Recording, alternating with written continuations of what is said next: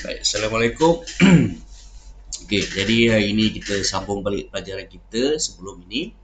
Sebelum ni kita dah belajar tentang pengertian-pengertian sejarah. Jadi sebelum kita belajar tentang maksud sejarah yang berasal daripada perkataan syajaratun, yang bermaksud pokok. Dan juga dia boleh beri pengertian sebagai salah silap, riwayat, keturunan dan asal usul. Okey, selain daripada itu kita juga belajar tentang definisi sejarah dalam Kamus Dewan yang bermaksud waktu ataupun masa yang lampau, kisah silam, riwayat dan juga salah silap, ataupun boleh juga memberi makna asal usul. Dan selain daripada itu, sejarah juga adalah kajian ataupun pengetahuan tentang peristiwa-peristiwa yang telah lalu. Dan dalam bahasa Inggeris pula, sejarah ini diberi maksud history ataupun cerita tentang seseorang. Dan perkataan ini berasal daripada bahasa Yunani yang bermaksud daripada perkataan Yunani historia yang bermaksud penyelidikan. Lepas tu kita belajar tentang tokoh-tokoh sejarah dan apa kata-kata mereka. Ingat ada 5 tokoh sejarah. Herodotus, tokoh sejarah daripada tamadun Yunani. Yang kedua E.H. Carr, tokoh sejarah barat. Ibn Khaldun, tokoh sejarah Islam. Dan 2 orang tokoh sejarah daripada Malaysia, iaitu Datuk Profesor Kukai Kim dan juga Muhammad Yusof Ibrahim. Okey, jadi hari ini kita belajar tentang konsep masa silam dan ruang dalam sejarah. Okey, seperti yang kita tahu, sejarah ni adalah apa-apa yang telah pun berlaku sebelum ini. Contohnya, kamu dilahirkan. Contohnya pada tahun 2009 contoh, kamu dilahirkan pada tahun 2009. Lepas tu kamu masuk sekolah tadika mungkin pada tahun 2014. Lepas tu masuk darjah 1, darjah 2 dan seterusnya sehinggalah kamu tingkatan 1 pada tahun ini, iaitu pada tahun 2022. Jadi ini kita panggil sebagai rentetan peristiwa, okey, ataupun kronologi. Ni saya tunjuk ni. Katanya adalah kronologi. Okey, apa dia kronologi? Kronologi adalah rentetan peristiwa yang berlaku secara teratur. Maksudnya apa? Dia ada turutan dia. Ada perkara yang berlaku sebelum dan apa yang berlaku selepas itu. Contohnya kamu dilahirkan pada tahun 2009.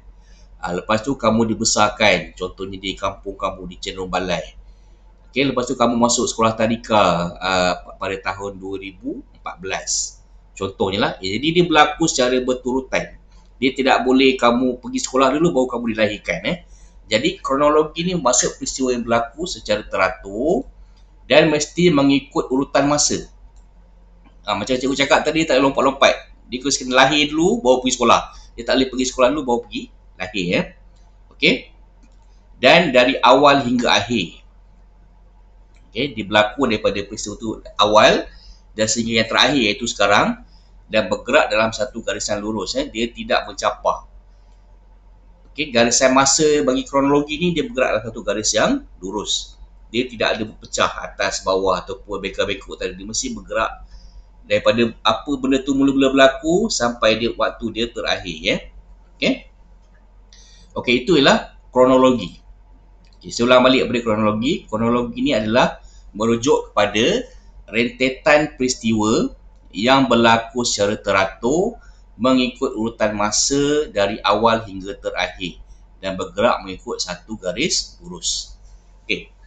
Jadi kalau cikgu tanya kamu apa dia kronologi, kamu boleh jawab secara ringkasnya, rentetan peristiwa yang berlaku secara teratur. Itu pun dah makan penuh dah. Rentetan peristiwa yang berlaku secara teratur. Okey, seterusnya kita tengok kepada bagaimana masa ini dibahagikan mengikut ruang masa. Okey, kita tengok pada rajah ni. Okey, kamu tengok dekat garis ni. Okey, cikgu ambil pen. Okey, kamu tengok kepada garis ini. Okey. Okey, apa yang berlaku sebelum ini dikenali sebagai sebelum Masihi.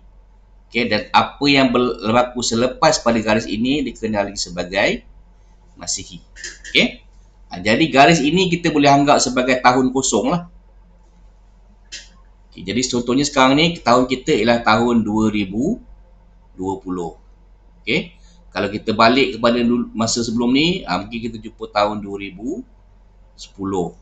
Kalau kita balik lagi dan terus balik ke belakang, okey, mungkin boleh sampai pada tahun 1000 Masihi. Dan kalau kamu terus balik ke belakang, kamu akan jumpa tahun kosong lah. Walaupun sebenarnya tahun kosong ni tak wujud, tetapi tahun kosong ni menunjukkan bahawa peristiwa kelahiran Nabi Isa. Okey. M ni ataupun perkataan Masihi ni bermaksud kelahiran Nabi Isa. Okey, faham Okey, jadi maknanya pada tahun-tahun ni, iaitu tahun 2022, okey, bermaksud Nabi Isa sudah pun lahir selama 2022 tahun. Bukan umur dia. Maknanya Nabi Isa lahir pada tahun pertama Masihi, dan sekarang ni telah berlalu 2022 tahun. Jadi Nabi Isa telah pun lahir 2022 tahun dahulu. Okay?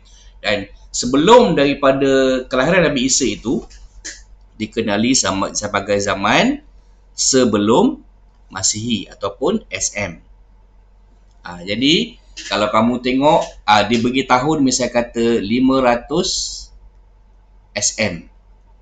Bermaksud ini berlaku 500 tahun sebelum Nabi Isa dilahirkan. Okey, faham jadi konsepnya adalah sebelum Masihi, iaitu sebelum Nabi Isa dilahirkan, dan Masihi, iaitu selepas Nabi Isa dilahirkan. Jadi itulah kamu tengok ada kadang-kadang diberi tahun 700 SM, bermaksud 700 sebelum Masihi. Ini bermakna tahun itu, peristiwa itu berlaku 700 tahun sebelum kelahiran Nabi Isa. Okey, itu kita panggil sebelum Masihi. Okey, kita juga bagikan masa kepada beberapa unit itu untuk memudahkan kita membuat anggaran. Okey, unit yang paling kecil yang kita tengok dari segi masa, saat lah. Lepas saat ada minit, ada jam, lepas tu ada hari, bulan, minggu, bulan, setahun dan sebagainya lah. Okey, itu kita secara asas kita tahu. Tetapi kalau kita tengok dekat sini, masa dia dibahagikan kepada dekad, abad dan juga alaf. Apa dia dekad? Dekad ialah 10 tahun. Okey. Dekad ialah 10 tahun. Okey, kalau cikgu sebut satu dekad, bermakna 10 tahun. Okey, kalau cikgu sebut 2 dekad, bermakna 20 tahun. 3 dekad, 30 lah. Okey, 5 dekad, 50 tahun. 7 dekad, 70 tahun. Tapi kalau 10 dekad, kita tak sebut 10 dekad. Kita sebut 1 abad. 1 abad bermakna 100 tahun. Okey, dekad 10 tahun, 1 abad 100 tahun. Okey? Okey, jadi dah kamu belajar tentang dua perkataan, dekad dan abad. Okey. Seterusnya kita ada alaf. Alaf ni bermaksud 1000 tahun.